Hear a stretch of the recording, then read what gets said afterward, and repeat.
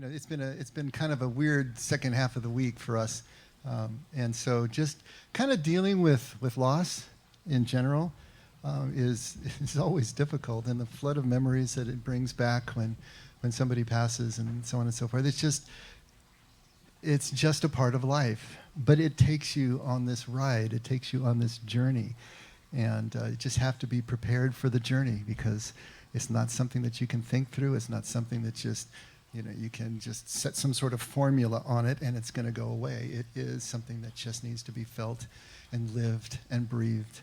And so it's just interesting. This is just one more bit laid on all the other bits. And in talking to people that I'm counseling and just talking to just all of you in general, I know how much all of you and many of you are going through right now. How much change, how much disturbance there is in life, loss. It seems like there's just been this parade of loss for the last 2.5 years. It's been amazing, both collectively and individually as well. And I keep hearing about this, and I hear about the effect that it's having on us to be going through this kind of loss. And so suffering is something that has really, I think, been on my mind and probably on a lot of your minds right now as you're going through the things that you're going through. What is it about this suffering? And is it supposed to be this way? It's just all these questions that we have when life gets difficult, when things get scary, when we start to question, what is going on? Am I still in God's favor? Is this the way the world's supposed to be? Is there something that we can do to make it different? Can we pray it away? All these questions that arise when we go through difficult times. And so I wanted to address that this morning. We've been on a roll leading up to the contemplative life, because the contemplative life, this following of Jesus in contemplation, in the 4 S's, the silence, the solitude, the stillness, the simplicity of life, to impose that on our lives is the way of Jesus, but for a very particular reason. And it has everything to do with the suffering that we encounter in life. Last week we talked about the ugly duckling, for those of you who are here or listen to the message. And the idea there was that this story of the ugly duckling, the story, the one duck that was different than all the rest and was teased and mercilessly taunted and abused because it was different and it was ugly to their eyes and so on and so forth. And he goes through his life and then finally realizes when he joins a flock of swans and is immediately accepted, and he looks in the reflection and sees that he was a swan all along. Well, of course he was an ugly duck because he was a swan, And we talked about that story. We talked about Cinderella. We talked about the Frog Prince. We talked about Luke Skywalker. We talked about Neo and the Matrix, all being the same story told over and over again. And from time immemorial to now, we've been telling this same story. Why? Because it's each one of our stories. Each one of us is a swan. Each one of us, the slipper fits. Each one of us is a prince or a princess. Each one of us has royal blood flowing in our veins because we are our Father's child, who is the King. What does it take for us to get to understand that? What does it take for us to finally realize who we are? As Merton said, that we're all walking around shining like the sun. What does it take for us to understand that about ourselves? And especially, and in conjunction, with everyone else that we encounter and pass, no matter who they are. They also have royal blood. The slipper fits them as well. They are swans.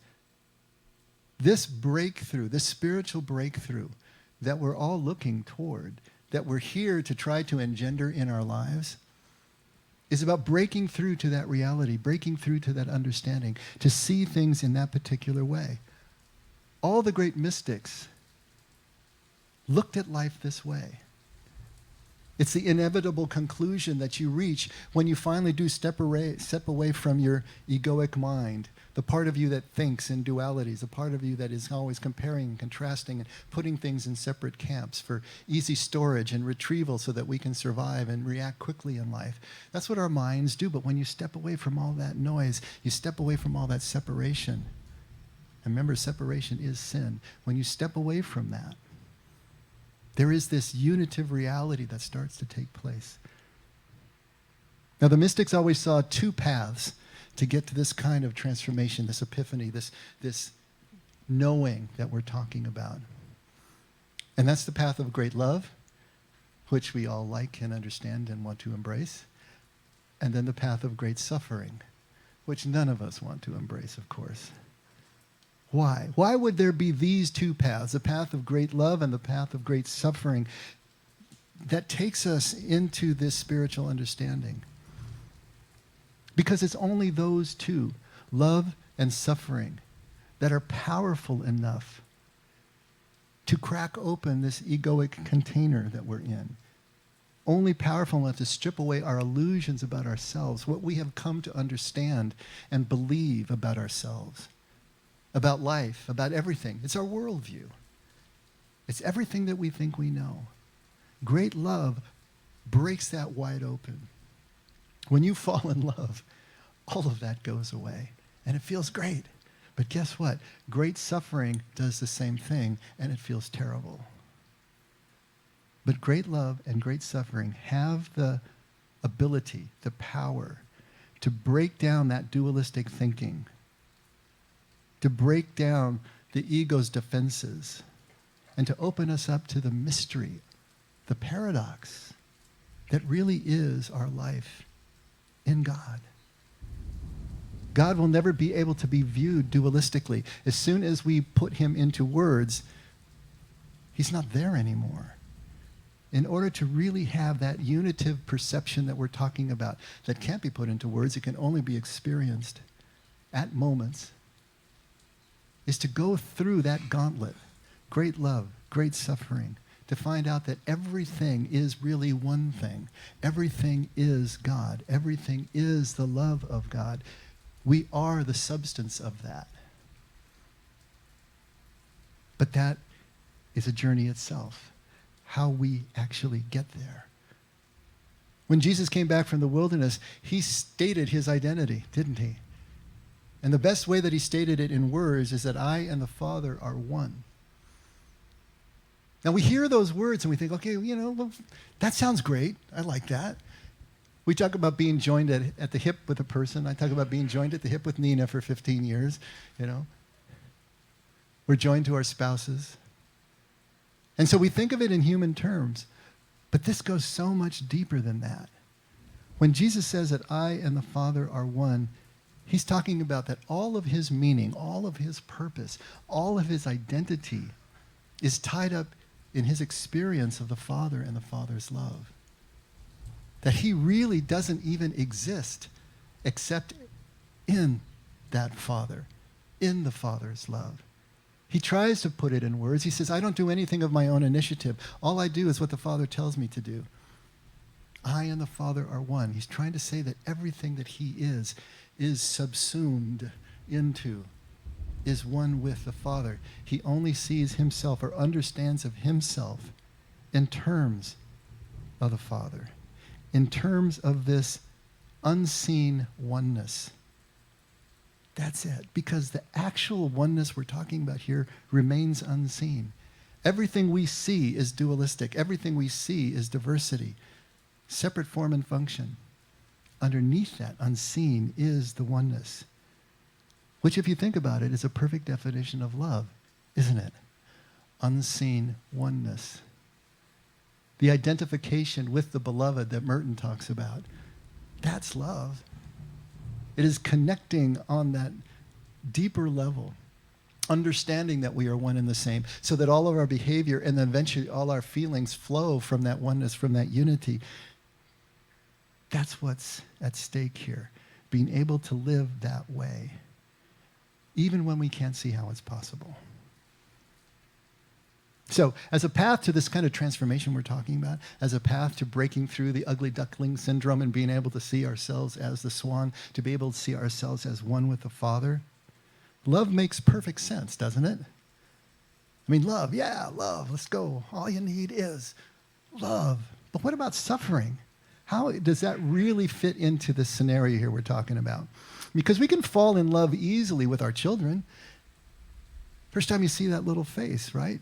It's just automatic. Everything flows out of you. There is a oneness. There is a connection there. And we can easily fall in love with pretty people.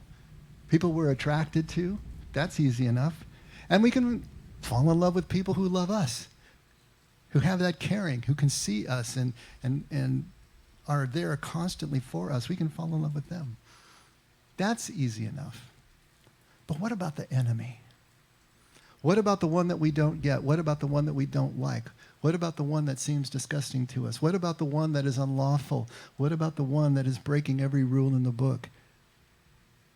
What about the one that just stands outside the camp?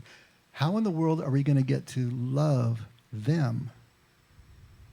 How are we going to get to be able to see the unseen unity between us and those that we don't like? How do we bridge that? See, the truth is that we can't know the Father that Jesus talks about until we do, until we can see the unseen unity between us, the unseen oneness. Because that's what the Father's love is all about. The Father's love is completely without degree. The Father's love is completely indiscriminate. It falls on the just and the unjust, the pretty and the ugly. It falls on everyone. If we're going to understand who the Father is, we have to experience that kind of oneness and unity and connection. And further, we can't know ourselves until we know the Father. Because just like Jesus, our identity will make no sense apart from the Father's identity, from ultimate reality. That's where we're trying to go. How do we get there? Well, now enter suffering, right? Suffering can take us to love by opening us up. And love always takes us to suffering. You guys know that, right? As soon as you fall in love with something, you're going to get hurt. That's just the way it is, because nothing stays the same. We fall in love with a snapshot. The snapshot doesn't stay the same. It changes, and we feel that loss, and our hearts get broken. To open ourselves up to love is in the same breath, or at least the next breath, to open ourselves up to suffering. That's just the way it works, the way it has to work. Why? What do love and suffering have in common that they should be so linked this way? What they have in common is that when we are in the midst of either one of them, we are not in control. We're not in control. In fact, love and suffering take us out of control. That's their function. Now, in love, we give our control. We give our hearts to the beloved, right? In suffering is when we find out we're not in control. It's when we realize that we're not in control, because we wouldn't choose this otherwise. In suffering, if you think about it, we're actually practicing, we're training to be out of control, to be vulnerable. We're training and we're practicing to be in love when we are suffering. That suffering, that heartbreak, breaks down the walls that we construct in order to defend ourselves, to stay apart, right? To stay safe, to stay competitive with each other. Those are all the walls. That's the illusion. That's the crusty exterior of the ego that we create in order to be able to survive and find advantage in our lives. But suffering breaks that down. Love breaks that down. When we're in the throes of either, it's almost like we're putting on X-ray glasses and we can suddenly see the frame, right down to the frame of the house. Or we can see right down to the skeleton, the bones of every person, where everything is the same. It's the exterior of things that divide us, the exterior of things that we judge to be different. But as soon as we're in that state of love or suffering, we're seen right down to the oneness, the intrinsic oneness, that sameness that we all share. But we've got to be ready to see. This doesn't just happen. Because if we encounter suffering and we're still too fearful, if we encounter suffering and we're still in the throes of that kind of fear, then it can lead to anger. Then it can lead to bitterness. Then it can lead to resentment and a sort of permanent victimhood. Suffering will take us there if it's coming from a place of fear. And that is the purpose of spiritual formation. What we're doing here, what we're trying to do, is to make ourselves ready to see what suffering is trying to teach us, what it can teach us if we would only let it. Now, why would I say that? That suffering is there to teach us? Maybe not suffering is there to teach us. Suffering is just there. Are we willing to be taught by suffering? Because I'll tell you what, newsflash, life is hard. Life is difficult. But it's hard and it's difficult for a reason. If we can't see the reason that life is constructed the way it is, why it is a series of problems one after another, why it is always so difficult, why we're always feeling like we're pushing the rock up the hill only to have it roll back down again. If we can't see the reason why that is, then we will be suffering, and we will only see suffering as evil. And we will do everything that we can to avoid it. Now, for many people, God can't even be God the way we understand God if evil exists, if suffering exists, right? That's the old theodicy argument. If God is all good and God is all powerful, yet evil exists, yet suffering exists, then you can have any two, but you can't have all three. Why would a all-good God allow the kind of suffering that we see going around us in our lives, in the lives of others, globally? All these questions arise if we continue to see suffering as only evil. But if we're going to break through spiritually to this place that Jesus is trying to lead us, to be able to see past the ugly duckling exteriors of not only people, but circumstances, all the way to God, to the royalty that's underneath, then we need to deeply understand the place that suffering has in our lives and to stop fighting it, stop trying to avoid it, so that it can do its work in us. This is what all the great teachers are telling us. This is what Jesus is telling us over and over again. I wanted to read just a little bit to see if we can drive this point home. And the first little paragraph comes from the book that we're reading on Wednesday nights, Falling Upward by Richard Rohr. But here he's talking about Carl Jung, the great father of psychology in the last century. And the name of the chapter is Necessary Suffering, okay? So we're getting more appropriate, more relevant as we go. He writes, Carl Jung said that so much unnecessary suffering, comes into the world because people will not accept the legitimate suffering that comes from being human. Get that? He says that so much unnecessary suffering comes into the world because people will not accept the legitimate suffering that comes from being human. In fact, he said, neurotic behavior is usually the result of refusing that legitimate suffering. Ironically, this refusal of the necessary pain of being human brings the person to 10 times more suffering in the long run. It is no surprise that the first and always unwelcome message in male initiation rites is life is hard. We really are our own worst enemy when we deny this. Now that's going to lead us right into Scott Peck, writing in the 70s, The Road Less Traveled. The very opening paragraph of his book is, life is difficult. That's it, period. This is a great truth, one of the greatest truths. It is a great truth because once we truly see this truth, we transcend it. Once we see the truth, we transcend it. Once we truly know that life is difficult, once we truly understand and accept it, the life is no longer difficult. Because once it is accepted, the fact that life is difficult no longer matters. Now that may be a bit of an overstatement, but you get where he's going, right? Most do not fully see this truth, that life is difficult. Instead, they moan more or less incessantly, noisily or subtly, about the enormity of their problems, their burdens, and their difficulties, as if life were generally easy, as life should be easy.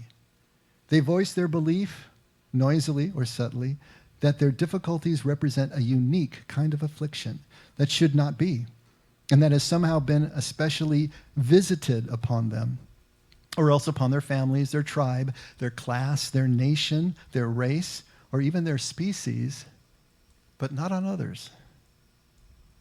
I know about this moaning because I've done my share. Life is a series of problems. Do we want to moan about them, or do we want to solve them? What makes life difficult is that the process of confronting and solving problems is a painful one.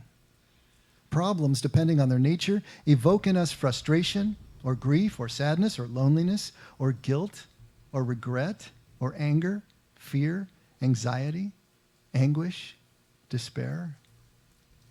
These are uncomfortable feelings, often very uncomfortable, often as painful as any kind of physical pain, sometimes equaling the very worst kind of physical pain. Indeed, it is because of the pain that events or conflicts engender in us all. It is because the pain that events or conflicts engender in us all that we call them problems in the first place. And since life poses an endless series of problems, life is always difficult and full of pain as well as joy. Yet it is in this whole process of meeting and solving problems that life has its meaning. And those are just the first 4 paragraphs of his book. But you see how central this is. Both Jung, Rohr, Peck are all saying that there is necessary and legitimate suffering in life. Necessary and legitimate suffering. Now, suffering is suffering. It's going to feel the same no matter what, right? But if it's built into the fabric of our lives, it's not so much about the different kinds of suffering, whether we want to label it as necessary or unnecessary or legitimate or whatever. It's not so much about that. It's more about what we create around the suffering that we have to encounter. The suffering happens naturally. But what do we create around it? What is the attitude? What is the mindset? How do we deal with the suffering? I suppose we make the suffering legitimate by letting it help us break down and crack open that egoic container, to crack open those illusions, to crack open those perceptions that we have about ourselves, to let us break through into the unity that Jesus is talking about. We can do that and make it legitimate. Or we can fight it, we can resist it, and make it unnecessary. Because both legitimate pain and the pain of our own resistance will be combined when we do that. I've been saying for years, change is inevitable, but change doesn't hurt. Resistance to change is excruciating. It's along those same lines. Now, suffering is always going to hurt. But it's going to hurt a lot worse if we're resisting it at the same time. Because then we're enduring the pain of the resistance, the pain that things aren't the way that they're supposed to be. At the same time, we're enduring whatever it is that has afflicted us. The more we fight suffering, the more that we imagine that it's evil. The more that we try to avoid it, the more that we try to pray it away, get God on our side to make us not suffer anymore. The more that we're going to become angry, the more that we're going to become bitter, resentful, the more that we're going to become those permanent victims in life. But to begin to see the opportunity that exists in the suffering that befalls us, that we can learn and we can deepen our relationship with God, that changes everything. Now, that doesn't mean that we go look for suffering. Believe me, we don't have to. It's going to find us. Every day, every week, it's going to find us, and sometimes more than others. But I suppose the next question would be, well, then did God bring it? If it's useful, did God bring us the suffering? Does God give us the suffering? See, that's a difficult one, because if you start seeing God in that role of giving you suffering, it becomes a lot harder to trust God, especially when it comes down to the severity of the suffering. Did God give Nina cancer to teach her or us something? Did God take that little boy on the freeway when the rage-filled driver shot the car? I mean, how do you handle situations like that? If God is the actor, if God is the one giving the suffering. And of course, the Bible talks about this. We don't have to guess. It's right there in print, black print. No, God doesn't give us suffering. Let's take a look at James 1:13. I'm using the Bible in Basic English, the BBE version. You probably got the NASB up there. So mine says, "Let no man say when he is tested, I am tested by God. For it is not possible for God to be tested by evil, and he himself puts no man or woman to such a test." Okay, you probably have tempted up there, right? All right, the word there in Greek, paradzo, it can mean to tempt, but it primarily means to test, to set a trial for, to prove, and also to tempt. It's like your fishing line is so many pounds test. That's the kind of test we're talking about. You got to stretch that line until it breaks to know what it tests at, right? These things that we go through in life are trials and tests for us. They are painful in and of themselves because a test and a trial is always painful because it's stretching you. It's stretching you to the next place that you're going to be or to find out where you really are in life. But let no man say when he goes through this trial or this testing that God is doing it to him or to her. Because he says it's not possible for God to be tested by evil. And he himself puts no human being to such test. The suffering's not from God. The trial or the test that creates the suffering is not from God. The loss that we experience that creates the suffering is not from God. But haven't you heard that God will never give us more than we can handle? God will never give us more than we can bear. Haven't you seen that on a bumper sticker someplace? You know? And we assume that's in the Bible, right? It says right there. God is giving us, but he's not going to give us more than we can handle. Now, when I first heard that, I don't know about you, but I started to feel like a rat in a maze in a laboratory. And up on the catwalk, there's God in the white lab coat and the clipboard. And he's figuring out the exact amount of suffering that I can bear before I break. And he's going to take me right up to that line, but no further. Now, that's a hard God to trust. That's a hard God to like. How do you like a God like that? How do you trust a God like that? What in the world are we talking about here? We got to be careful with our words because they paint attitudes in us. They paint deep beliefs in us that carry on unconsciously, and we're not even aware of how they're coloring everything that we do. If we think God really is the mad scientist up there conducting these experiments on us, that's going to be a very different attitude through life, especially when life gets difficult. That saying is not in the Bible. The closest thing to it is 1 Corinthians 10:13. But let's take a look at what 1 Corinthians 10:13 actually says. This is Paul, right? No temptation. That is the same word as paradzo that we had in James. So no test, no trial has overtaken you, but such as is common to humankind.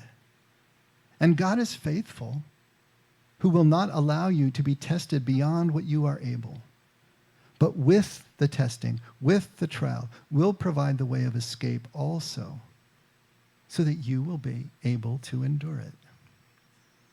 You see, the test or the suffering is not what God gives us. The test or the suffering is what's common to humankind. We as a species living here in physical existence, just living life, are going to encounter what we encounter.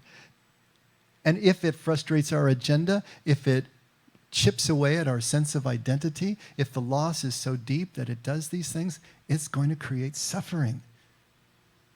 And it's going to be a trial or a test. If we can move through it, if we can get to the other side, we will be at a different plane. We will be at a different level. We will be able to see more from God's perspective because we are seeing more of the unity, that unseen oneness that we're talking about here. It just comes with physical life. It's baked in the cake. God doesn't give it to us, just like James is saying. But we can endure it. We can escape it. We can pass through it if we can see God's presence in the midst of the trial, the test, and the suffering that comes with it. God is always present. If we imagine he's not, because this trial or this test is God's vengeance on us, judgment on us, in any way removing God from the equation, then suddenly our escape seems to be gone too. We don't see the way through anymore. God's not giving out suffering and measuring just the right amount. But we can always get through what is in front of us with God's empowerment, with God's presence, and our attitude toward it. Jesus is very clear here. Suffering is a part of life. It's necessary to our purpose. Take a look at John 16 at verse 33. In the world, you will have tribulation, but take heart. I have overcome the world. He's basically saying the same thing as Paul, isn't he? You're going to have difficult times. This is what happens. But I've overcome the world. I am still here. I am present. Connecting with me takes us through and transcends into something else that overcomes everything that comes with this physical system. At John 12, starting in verse 24, truly, truly, I say to you, unless a grain of wheat falls into the earth and dies, it remains alone. But if it dies, it bears much fruit. Suffering right now, before your very eyes. Whoever loves his life loses it, and whoever hates his life in this world will keep it for eternal life. And here's a variation at Luke, chapter 9, verse 23. If anyone would come after me, that is, follow me, follow my ways, let him deny himself and take up his cross daily. Take up his cross daily and follow me. For whoever would save his life will lose it, but whoever loses his life for my sake will save it. I knew you were doing that, buddy. Thank you. I don't know if it's going to hit the spot, but we'll try.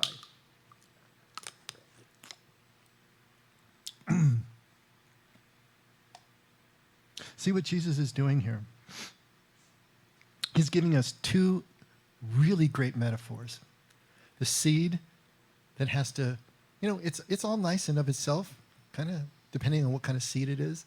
It's intact, it's hard, it's its own thing. Until you put it in the ground and you give it a little water, and then it breaks open, it becomes not itself anymore, but it germinates and becomes a plant. It has to die as itself, as a seed, in order to fulfill its purpose as a plant. Jesus on the cross, or this metaphor of each of us picking up our cross daily, is the image of us cracking ourselves open and dying as we understand ourselves so that we can fulfill our purpose as human beings. It's the same thing. He who finds his life loses it, but he who loses his life finds it. This is that great paradox. This is that mystery.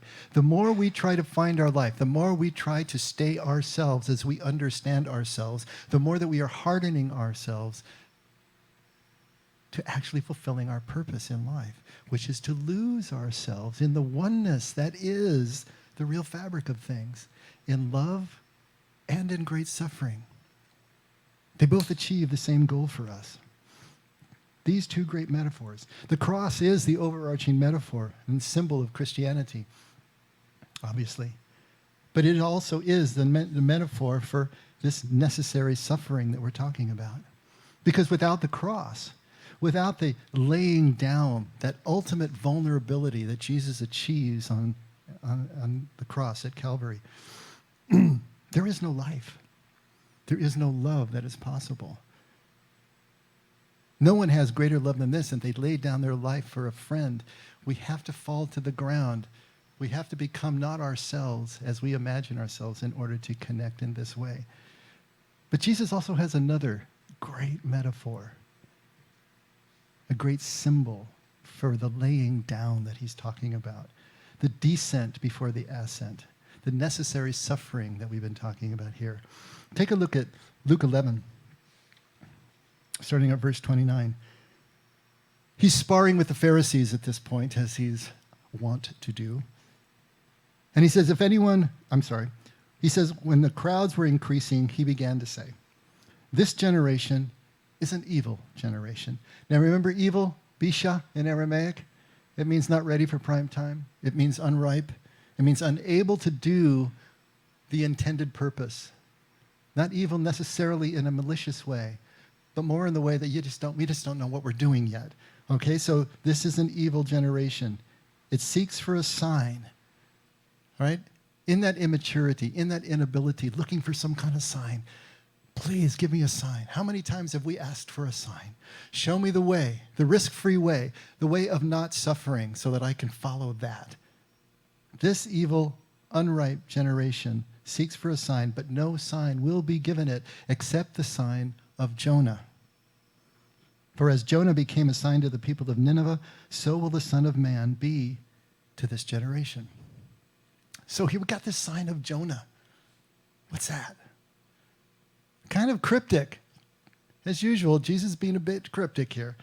The sign of Jonah, what is that? You remember the book of Jonah? You all know Jonah, basically the story of Jonah. Okay, so Jonah is one of God's prophets, but God calls Jonah to go to the people of Nineveh. Now, Nineveh was the capital of the Assyrian Empire, right? One of the, between the Tigris and Euphrates in the valley there in Mesopotamia, they were the powerhouse. They were the superpower of their day. And they were constantly harassing Judea, constantly harassing the northern kingdom of Israel. They were the sworn and hated enemies. They were known for their cruelty. They were known for their ruthlessness. When they put a nation down, they put it down. And they were feared and hated by all the peoples in the local area. And God calls Jonah to go to Nineveh to preach to them, to tell them that in 40 days they're going to be overrun. So what are you going to do about it? Jonah doesn't want to do that because he knows what kind of God God is. He knows that God is merciful. He knows that God will relent. And he wants these people wiped off the face of the earth. So he says, there's no way I'm going. So he takes off for Tarshish. Nobody actually knows where Tarshish is, but some scholars think it was on the east coast of Spain. So that means he's going to go as far as he can possibly go across the Mediterranean, right? From the Levant, from Judea to Spain, to get away from God, to get away from having to do this horrible thing, and hopefully then the kingdom will fall. But as soon as he gets in the boat, the storm comes. That is an unnatural storm. It's so great. All the hands on the boat are just terrified. And they're realizing this is no normal storm. So somebody here engendered this. God is after somebody on this boat, and they're trying to figure out who it is. And all the time, Jonah, it went down to the bottom, to the hold, and he's sleeping down there where all this is going on. And finally, the captain comes down and says, what are you doing sleeping here? You know, we got a real crisis going on. You got to be a part of this. So they decide to finally throw lots. And of course, it falls on Jonah. So Jonah is the one. And when they confront him, he cops to it. And he says, yeah, it's me. You know, God's after me because I'm running and I'm trying to do this and that. And so they said, what are we going to do about it? He says, the only thing you can do is throw me overboard, and then the storm will cease. Well, we can't do that. So they row harder, and they're really trying to outrun the storm, and they realize they can't do it. So reluctantly, they throw him overboard, and the storm stops, and everything is fine. God sends, we always think of it as a whale, but really the words there in Hebrew is just a big fish. A big fish comes and swallows Jonah up and carries him around in his belly for 3 days and 3 nights. And while Jonah is in there, he's praying to God the whole time, you know, and asking God to deliver him. And God does. And the fish comes and vomits Jonah back up on the shore, right back where he started. And God says again, now, are you ready? Some people think he was all bleached white by now, by the inside. You know, it's just like us to take this literally, right? You know, did he really get swallowed by a whale? Did he really get, you know, think metaphorically now. Think spiritually now.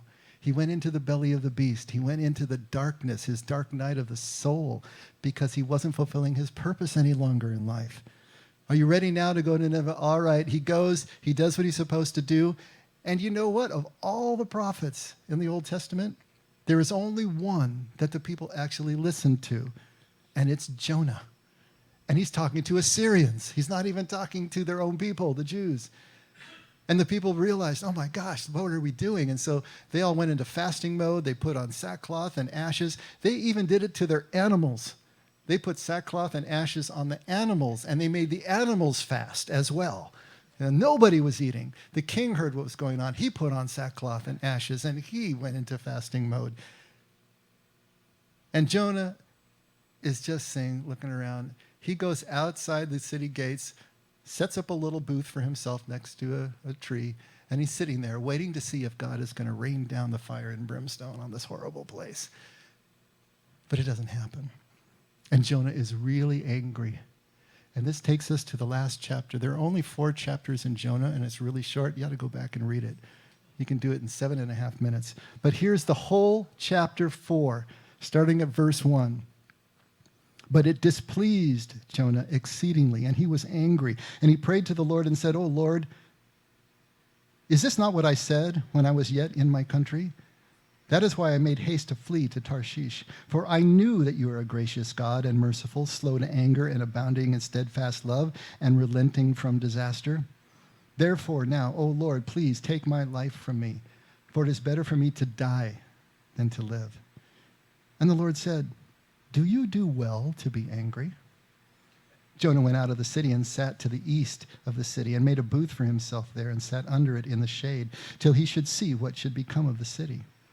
Now the Lord God appointed a plant and made it come up over Jonah that it might be a shade over his head to save him from his discomfort. So Jonah was exceedingly glad because of the plant. But when dawn came up the next day, God appointed a worm that attacked the plant so that it withered. And when the sun rose, God appointed a scorching east wind, and the sun beat down on the head of Jonah so that he was faint. And he asked that he might die and said, "It is better for me to die than to live." But God said to Jonah, "Do you do well to be angry for the plant?" And Jonah said, "Yes, I do well to be angry, angry enough to die." I gotta love Jonah, right? And the Lord said, "You pity the plant, for which you did not labor, nor did you make it grow, which came into being in a night and perished in a night. And should I not pity Nineveh, that great city in which there are more than 120,000 persons who do not know their right hand from their left, and also much cattle?" And also much cattle. That's the end of the book, the last lines of the book. I just got to love this stuff. But look what the Lord is saying to Jonah here. It is so perfect. 120 persons who don't know their right hand from their left. This is just like Jesus saying from the cross, "Father, forgive them. They don't know what they're doing." They don't know what they're doing. They're bisha. They're immature. They're unripe. They don't get it yet. Should I destroy them because they don't understand? And yet you are suffering because of the plant, and you're not suffering at the thought of these people losing their lives and the city being destroyed and also much cattle? This is Jonah's moment. Who is really being saved here in the book of Jonah? Nineveh? So you got to look beyond and see, this is Jonah's moment. The book is about Jonah, primarily. Now, we don't get to see his response here. All we get as far as the cattle, and then it cuts off. How did Jonah ultimately react? What was his response? We, as readers of this book, are left to imagine what Jonah's response might be, and at the same time to wonder, what would our response be?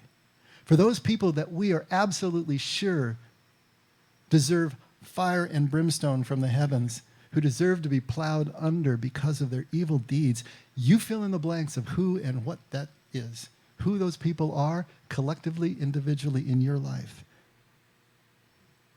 What is our response when God says they don't know what they're doing?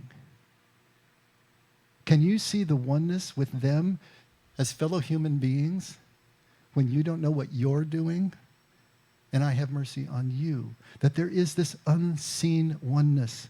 There is this connection that the suffering can lay bare in your life? Are you willing? Are you ready to be able to do this? We're left to imagine God's question for ourselves as we're left to imagine it for Jonah at the same time. The suffering, these trials, testings, these difficult problems of life and the pain they cause, if we resist, if we try to flee, like Jonah, it puts us into the belly of the beast. It cuts us off from our source. It cuts ourselves off from the escape that Paul talks about, from the trial and from the temptation. It creates in us that deep neurotic pain that Jung talks about, and can even take us to psychotic pain as well, if we let it go long enough. And even when we turn back to our principles, turn back to following our faith, as Jonah does, ultimately, even if we carry on, even if we show up, even if we start to do the work, God is still way out ahead of us. He's still in another league. He's still in another playing field, trying to show us this unity, this connection, this love, this completely degreeless place.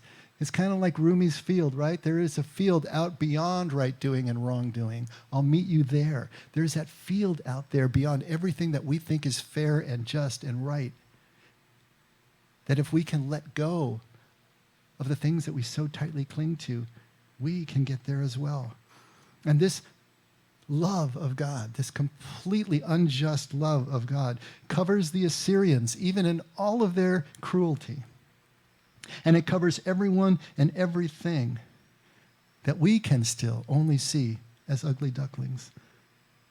But until we can see the swan in them, see the royalty in them and in everyone, then we're never going to be able to see the swan in ourselves. We're never going to believe it and trust it at the level that is life-changing. Jesus knows this. This is what he's talking about. That cracking open our ego, to laying down our defenses and our illusions, is the only way to know ourselves. And great suffering opens us up to the great love that is the way of Jesus and the way of all the mystics. Now, the best communities among us, the best communities that we're a part of, are preparing us and training us for life's difficulties. Not the easy parts. We can handle that on our own. But the really responsible communities, the indigenous ones, the ancient ones, they always prepared the people for the difficulties of life. Because if they were going to survive as a collective, they had to survive individually. And that's the way that they were taught. How to survive, how to thrive, how to get through life's difficulties. They train us for that. What do we have left in our culture? We got the military, okay? They're certainly going to train you to survive the difficulties because that's their purpose, right? We've got police, we've got fire, we've got paramedics, EMTs. They're going to be trained for the difficulties because that is what they're going to be facing. That's what they're getting paid to face. Our churches used to do this for us. All of us, spiritually speaking. The ancient ones did it. They had rites of passage. They had liturgy and ritual. They had the discipline, strong discipline of spiritual formation. What you had to do in order to just be baptized into the faith was a whole process. It was a journey of itself. It was a rite of passage, and it included all these parts to it. And they used it with the metaphor, the paradox of this descent, of the cross, the via negativa, the negative way, the way of emptying things out. The differences between consolations, the good feelings we get as part of our spirituality, and then the desolations that we necessarily needed to fall into, where all that was apparently taken away. All of this imagery, metaphor, symbolism, and actual practice was preparing each adherent for the difficulties of life, how they could get through it intact with their faith and their principles and their sense of connection.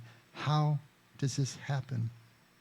It happens when we train for it, when our attitude is such that we're not surprised when difficulty happens, but we know what to do with it. But see, we've lost all of that. We've lost it all in the wishful illusion that suffering is evil and somehow avoidable. and that if we just pray hard enough, God can take it from us. Now, I don't know how this sounds to you. It might sound really depressing, and I'm sorry if it does. But let's take that and try to turn it around. Anything that we're talking about here, anything that I am interpreting for you that Jesus is talking about, the scriptures are talking about, and all of the saints of the church are talking about, is not going to add an iota of suffering to your plate that you wouldn't otherwise encounter anyway. What it's actually giving you is the way of escape. That if your attitude can change about the suffering that you endure, that you encounter, then you actually can endure it. To stop resisting it as if it shouldn't exist in your life. Enough to be able to see God's presence in the midst of it. To see God's presence and purpose in the pain that you're going through is all we need to be able to persevere, to get through the pain. And in doing that over and over in our lives, that's how we find ourselves. We find the Father. We understand who the Father really is. Always the way of escape through the difficulties. And as we find ourselves in Him, connected to, one with, then we find the swan in ourselves. We find our own royalty in this bargain, in this transformation. If we can transform, literally, if we can transform our view of suffering, then the suffering that we encounter can transform us and point us straight to the great love that is our Father. This is Jesus' way. If you're going to follow Jesus, you have to follow all of Him. The descent and the ascent on the other side. The great love, yes, of course, but the great suffering that teaches us the depth of that love. Let's pray. Father, it continues to just confound us, the depth of your love. How almost humanly impossible it is for our arms to get fully around the depth of your love. And so we keep inching up toward it. We get closer step by step and layer by layer.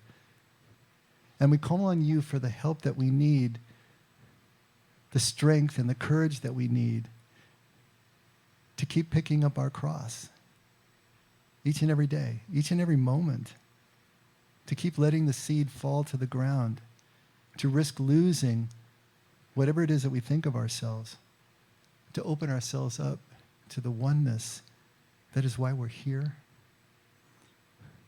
Father, thank you for this gift of your love.